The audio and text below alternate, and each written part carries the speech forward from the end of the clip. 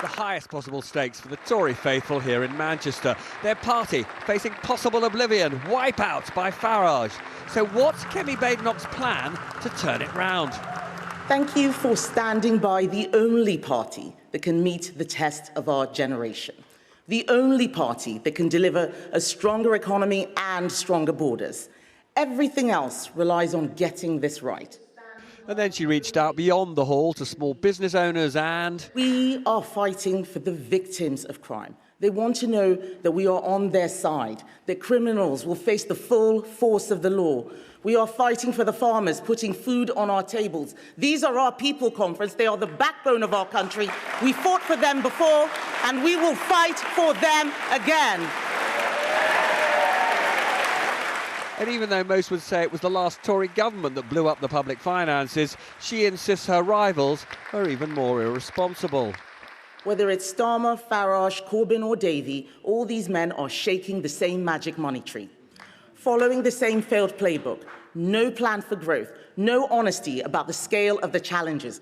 And to prove she's the anti-Liz Truss, we must also show how every tax cut or spending increase is paid for. So today, I am introducing a new golden economic rule. Every pound we save will be put to work. At least half will go towards cutting the deficit, because living within our means is our first priority. Even so, she claimed she'd already found £8 billion for a very bold tax-cutting pledge.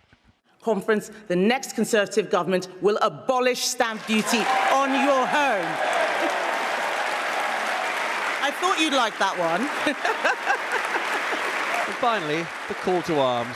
I stand for stronger borders and a stronger economy so that the young can fulfill their potential, the old can live out their years in dignity, and everyone can achieve their dreams to own a home, run a business, raise a family. This is the Britain I stand for. If it is the Britain you stand for, then stand with me and let's build it together.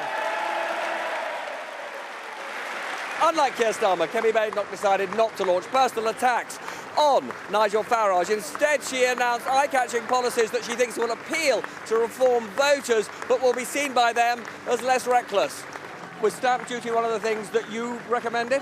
Yeah, I've always argued for that. It's a bad tax. It gets in the way of people young and old moving house, and we've got to get the economy growing again. I think it was a very, very positive end to what's been a really positive conference. What we have got to do is show the British people that we have a plan. And so to ground them, home of Badenoch's idol, Margaret Thatcher. Is Badenoch saving Thatcher's party? She's maybe not a great leader. I don't really know what she stands for, and high turnover of MPs. So definitely not at the moment, no. It is great to help people out that are first buying homes, and I think that would be a very positive thing. But I think there's a lot more negatives than positives that I see in it. They don't offer where I see the country going at the moment. Home time for Mr. and Mrs. She told the members they're her family. No sign today, they're already fed up with her. Now, the big pitch at the heart of that speech was, of course, the scrapping of stamp duty, which currently applies in England and Northern Ireland with separate property taxes in Scotland and Wales. Right now, buyers pay 2% on properties costing more than £125,000, while first-time buyers are exempt on properties up to £300,000. Stamp duty goes up on a sliding scale, as you probably know, to 12% for properties valued at over £1.5 million.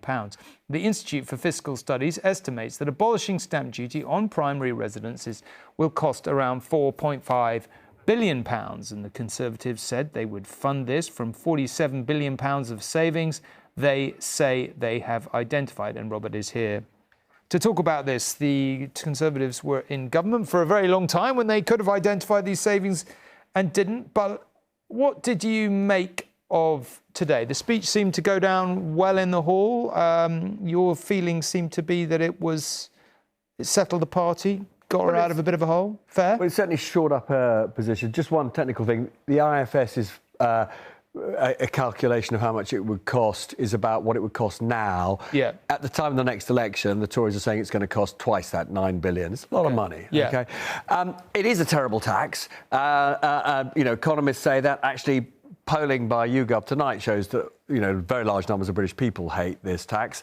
And it's common sense why people hate it. It puts up the cost of moving house at a time when we want more people to move house, not only because that's good for the economy, but because loads of older people are not moving out of properties that are way too big for them because they don't want to pay stamp duty when they downsize. Yeah. So it's genuinely a sensible, you know, if you're going to abolish taxes, this is a good one, perhaps the best one to abolish. And I think for that reason, it will shore up her personal position. And certainly talking to members in the hall, you know, the mood did improve over the course of the 3 days of the conference. And, you know, you only have to look at Robert Jenrick's sort of face, who's the main challenger in the little film I just made. He was grinning, and I would say there was a little bit of pain behind the grin, because I think he sort of realises that she's not going to be pushed out anytime soon. Does one believe that this will lead to a massive surge in Tory support after the months and months and months of plummeting support? Look, I think it's a challenge to assume that one popular policy of this sort, combined actually with something else that's probably quite popular, which is this massive plan to expel 150,000 migrants every year who don't have a sort of permission to stay here. Look, it's a start. It's a start. It's a beginning. Okay. They've got the big test in the autumn. If they are catastrophic for the Tories, then of course all bets are off in terms of whether she can survive.